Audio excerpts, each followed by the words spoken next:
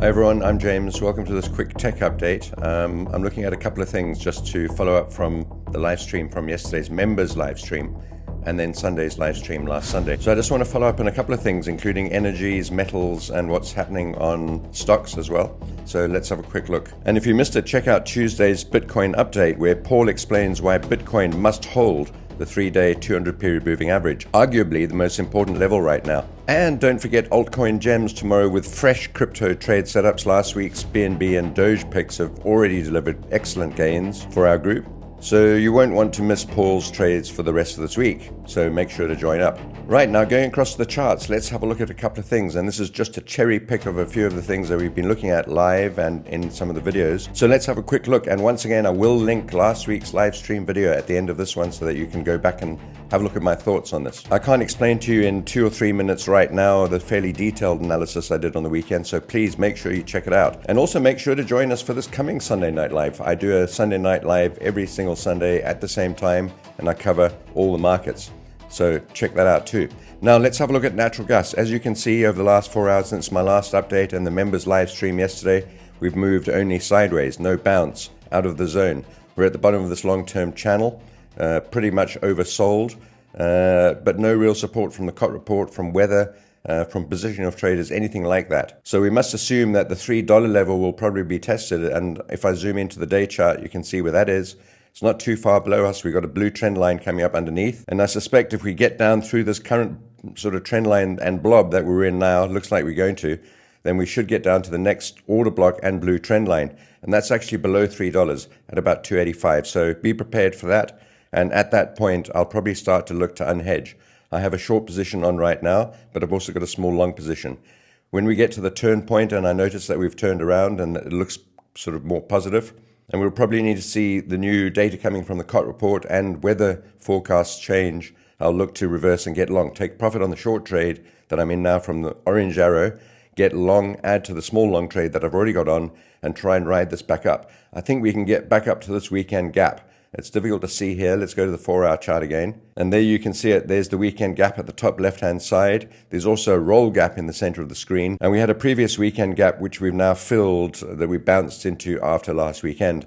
We've also got the storage report coming up today, and that will inform us a little bit further. But we do need to see better weather reports, and we need to see a swing, a change in positioning on the COT report. That's natural gas. Now, oil, I'm short. And as you know, we spoke about this yesterday, just a couple of hours ago, and literally hours later, oil sold off after some comments and jiggery-pokery by Trump and the Middle East and Russia and Ukraine, all in this oil melting pot, really.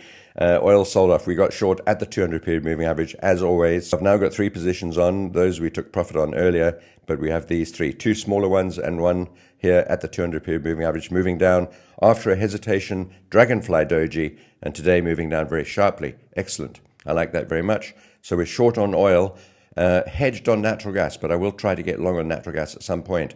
Now, quickly, looking at metals, we're also now out of our silver trade. I did cover this in Sunday's stream, so this is no surprise. I've taken profit now. We've been long since around about $27, and I'm finally flat now. We got out at 91.3, actually, just about at the top, not quite. So I'm flat there, although I've hedged this trade. That means I've got a short position on now, but I'm holding the longs. So we'll see how that goes. So that's worked out fantastically. And gold now, I'm still short. Added a new tiny tranche on at the top of the channel here, and this has got a chance to correct. I did cover, and I will cover on Sunday again. Please make sure to attend all the levels that I'm looking at for metals, gold, silver. We'll even look at uranium, and then I'm going to look at other things like stocks. And let's go quickly have a look at that now. Sorry about the hoarse voice. I've been trading Bitcoin all night long. Look at Bitcoin going gangbusters, crazy, breaking up.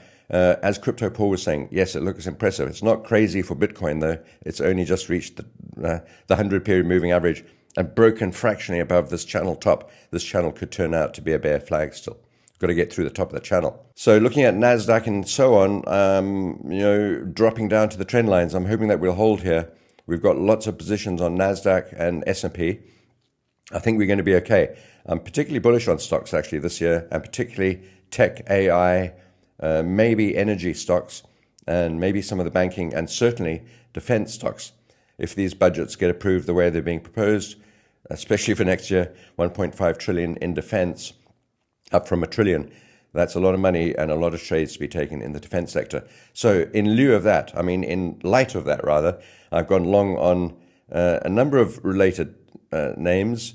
We've gone long on Avgo recently, MU, looking to get long on MU, and a couple of the others. But then going on to this page, perhaps more related to what I'm talking about, got longs on quite a lot of the chip names, Tesla and TSM, names like that. So pretty interesting, and I think we're going to be moving up. So we've moved down probably good buying areas today, seeing as I'm long from roughly this area on the NASDAQ and the S&P. I might add some more on the S&P. I've only got 10% on this trade. I've got a bit more on the NASDAQ. So also long, you can see my positions down there. Now, last thing I want to show you is Treasuries. TLT bumped up above its 200-period moving average for the first time in some time now. It's an important level, hoping we'll hold and that we'll get up through there. So we've got a long position on there too.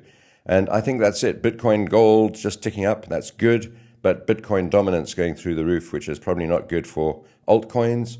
I've got a bunch of those on too. Gold, silver, moving down maybe today.